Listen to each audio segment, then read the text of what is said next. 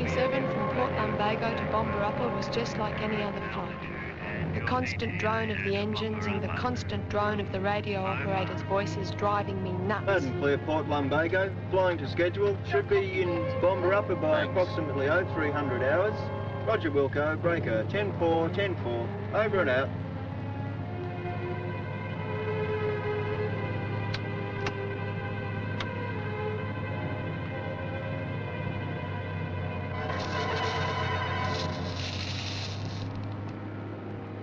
On board the plane was Harry Delbert, a real estate agent on his way back to Bombarapa. Then there was Dame Zara Worcestershire, the well-known socialite.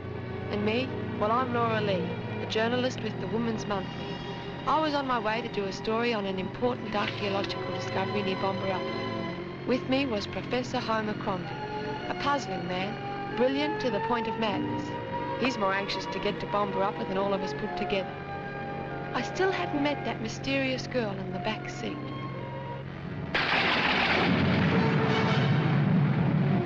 Jump at your home, what the heck is that? It's a Greek electrical storm, Jim. I'll take her up to 14,000 feet.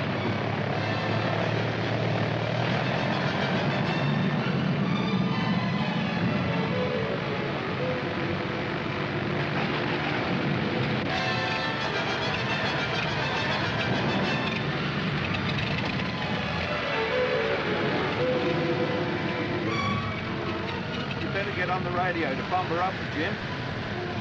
Mayday, mayday. This is Bombarapa Air Transport, Flight 27 from Port Lumbago. Come in, Bombarapa. Come in, Bombarapa. Mayday, mayday. This is Flight 27 from Port Lumbago. Come in, Bombarapa. Over.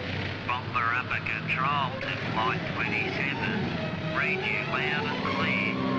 Over. Thank God, Bombarapa. We're having engine trouble. We'll have to make a forced landing. Our bearings are... Bloody radio. Get off there.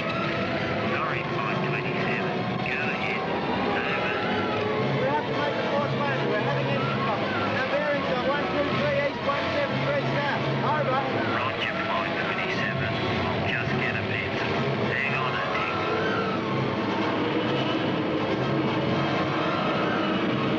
Okay, Flight 27. What were those bearings?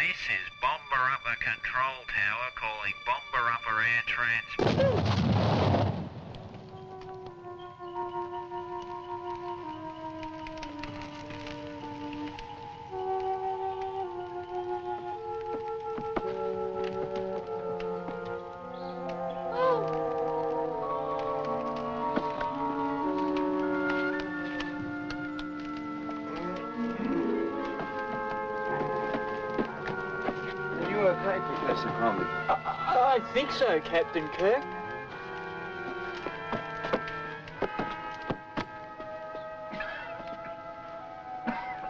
Lay off, you creep! Is everyone all right over here? The hostess is dead. What are you doing here? I wouldn't be if I'd known you were flying. Still the same old Laura, huh? Well, what happened this time, Kirk? Someone steal your training I'll lay wheels. off, will you? Or maybe you stepped outside to go to the dunny. Come on, Laura, give us a break. I got myself a regular job and a straight record, okay? Help! Jim! Jim! Jim! Help!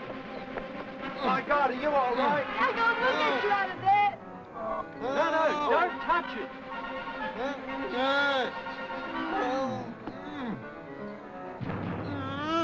This is no ordinary rock. Come off it, Crombie. I know a rock when I see one. See these hieroglyphs on it. See this primitive koala etched here. We have stumbled onto the key that unlocks the door to one of archaeology's last great mysteries. This is the missing cornerstone of the Lostralis. What's the Lostralis, Professor? The Lostralis was a monument built by the Udnagalavis. The Udnagawatties? The Udnagalavis. The Udnagalavis were an ancient people who lived in this area. My archaeological finds indicate that they built a great city called Narnagoon.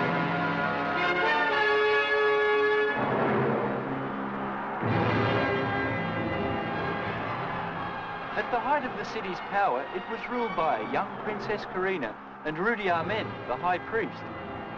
As she grew older, Karina came to realize that Rudy Amen had enslaved the people and amassed vast personal wealth. She led an uprising against him that was driven from the city in a bloody battle. As she fled, she took with her the golden koala and this cornerstone. A map leading the way to a hidden valley deep in the jungle was inscribed on the stone. When she fled the city, no one was able to find the lost valley or the priceless gold koala ever again. That is, until now. Let's see that map. It must be on the other side. Nothing. Look, what's that on Jim's head? It's the map, all right, embedded in Jimmy's forehead. It leads straight to the Lost Valley. Oh, sorry, Jim. Gosh, the Explorers Club will be impressed. Hell with that crap. What about the treasure, eh?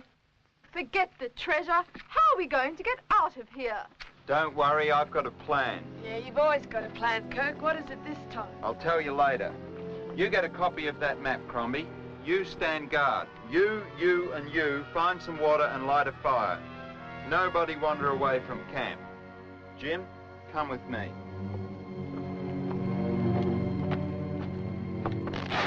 What does this look like to you, Jim? Exactly. Sabotage. Mind you keep this to yourself now. Come on.